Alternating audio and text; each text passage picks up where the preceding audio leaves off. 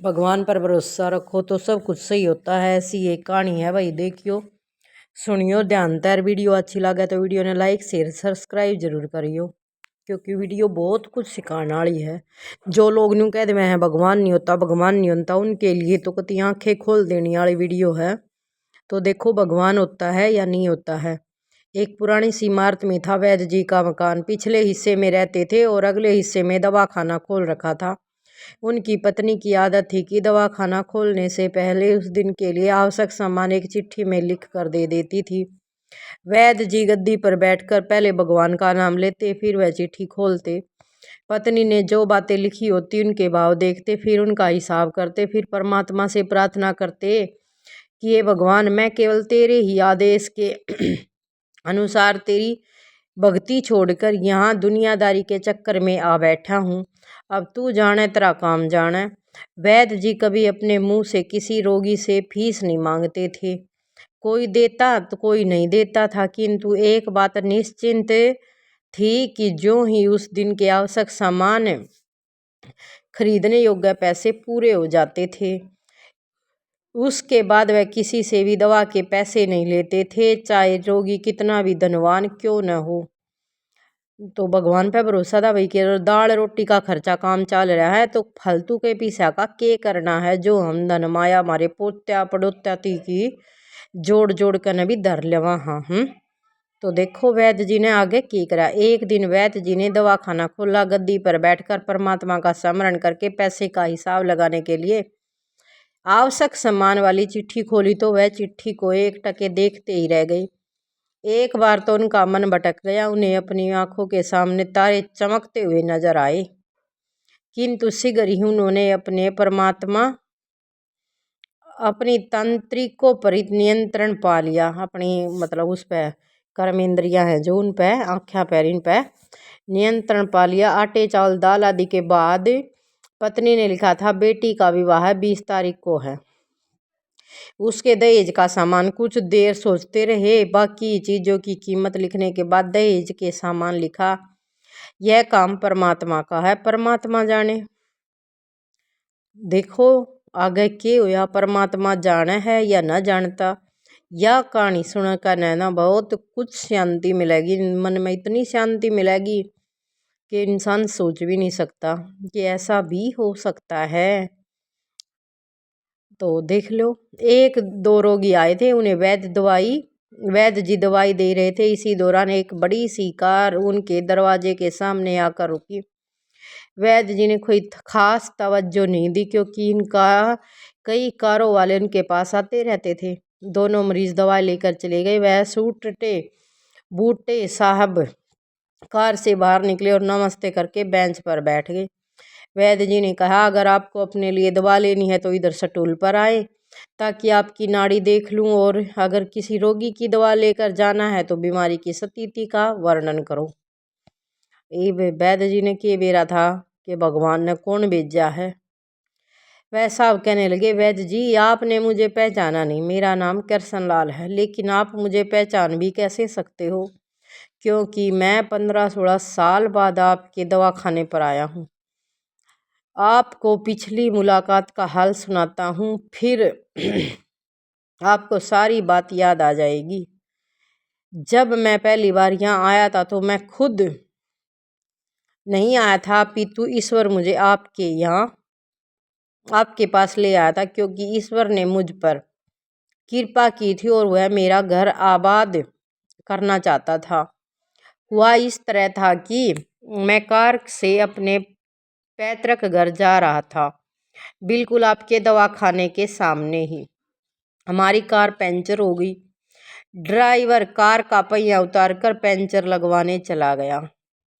आपने देखा कि गर्मी में मैं कार के पास खड़ा था, तो आप मेरे पास आए और दवाखाने की ओर इशारा किया और कहा, इधर आकर कुर्सी पर बैठ जाइए। अंधा का चाहे दो आंखें और कुर्सी पर आकर बैठ गया।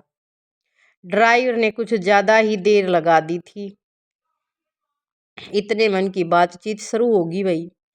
तो बाता बाता में किमें तो इसी बात निकले आया करा है कि क्यों नहीं हो जा।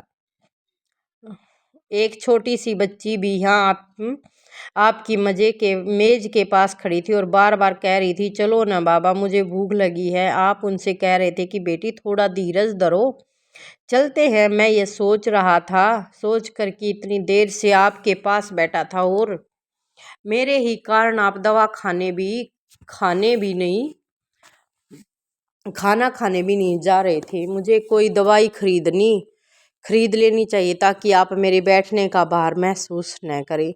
मैंने कहा, वैद्य जी, मैं पिछले 5-6 साल से इंग्लैंड में रहकर कारोबार कर रहा हूँ। इंग्लैंड जाने से पहले मेरी शादी हो गई थी, लेकिन अब तक बच्चे के सुख से वंचित हूँ। यहाँ भी इलाज कराया और वहाँ इंग्लैंड में भी, लेकिन किस्मत ने निराशा के सिवा और कुछ नहीं दिया।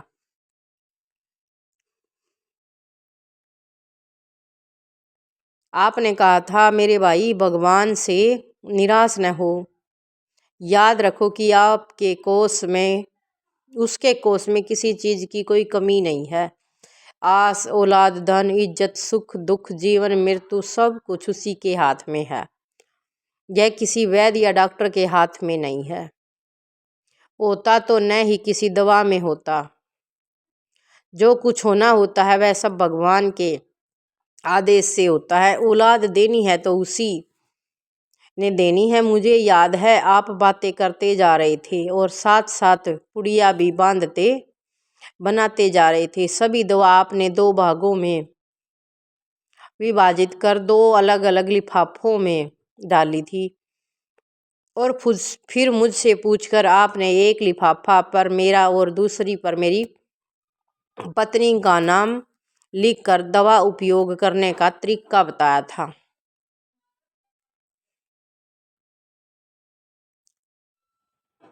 मैंने तब बेदली से वह दवाई ले ली थी, क्योंकि मैं सिर्फ कुछ पैसे आपको देना चाहता था। लेकिन जब दवा लेने के बाद मैंने पैसे पूछे तो आपने कहा था, बस ठीक है। मैंने जोर डाला तो आपने कहा कि आज का खाता बंद हो गया है।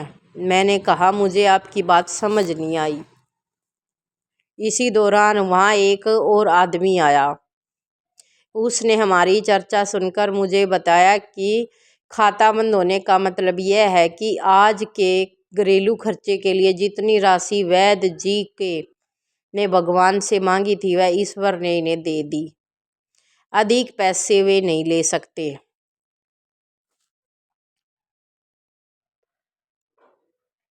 मैं कुछ हैरान हुआ और कुछ दिल में लज्जित भी कि मेरे विचार कितने निम्न थे और यह सरल चित वैद्य कितना महान है। मैंने जब घर जाकर पत्नी को औषधि दिखाई और सारी बात बताई तो उसके मुंह से निकला, वो इंसान नहीं कोई देवता है और उसकी दी हुई दवा ही हमारे मन की मुराद पूरी करने का कारण बनेगी। आज मेरे घर में 2 फूल खिले हुए हैं। हम दोनों पति पत्नी हर समय आपके लिए प्रार्थना करते रहते हैं। इतने साल तक कारोबार में ने फुर्सत ही न दी कि समय आकर आपसे धन्यवाद के 2 शब्द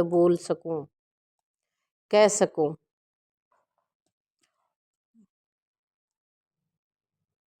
इतने वर्षों बाद आज भारत आया हूँ और कार केवल यहीं रोकी है। वैद्य जी, हमारा सारा परिवार इंग्लैंड में सेटल हो चुका है। केवल मेरी एक विधवा बहन अपनी बेटी के साथ भारत में रहती है। हमारी भांजी की शादी इसी महीने की 21 तारीख को होनी है। न जाने क्यों जब मैं अपनी भांजी के बात के लिए कोई सामान खरीदता था तो मेरी आंखों के सामने आपकी वह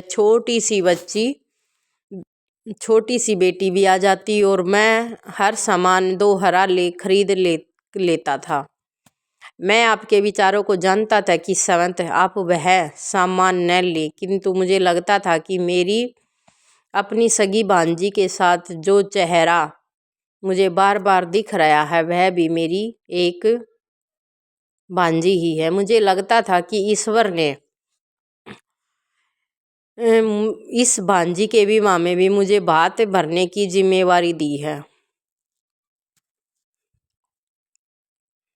वैद्य जी की आंखें आश्चर्य से खुली रह गई और बहन बहुत धीमी आवाज में बोले, कृष्णलाल जी, आप जो कुछ कह रहे हो मुझे समझ नहीं आ रहा कि ईश्वर की यह क्या माया है। क्या आप मेरी श्रीमती के हाथ की लिखी हुई यह चिट्ठी देखिए। और वैद्य जी ने चिट्ठी खोलकर कृष्णलाल जी को पकड़ा दी। वहाँ उपस्थित सभी देखकर हैरान रह गए कि दहेज का सामान के सामने लिखा हुआ था, यह काम परमात्मा का है, परमात्मा जाने।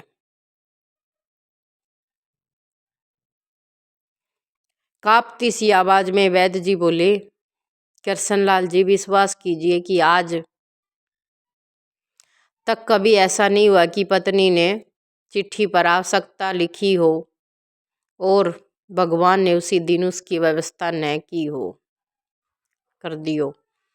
आपकी बातें सुनकर तो लगता है कि भगवान को पता होता है कि किस दिन मेरी श्रीमती क्या लिखने वाली है, अन्यथा आपसे इतने दिन पहले ही सामान खरीदना आरंभ न करवा दिया होता। परमात्मा ने, वाह भगवान वाह, तू महान है, तू दयावान है। मैं हैरान हूं कि वह कैसे अपने रंग दिखाता है।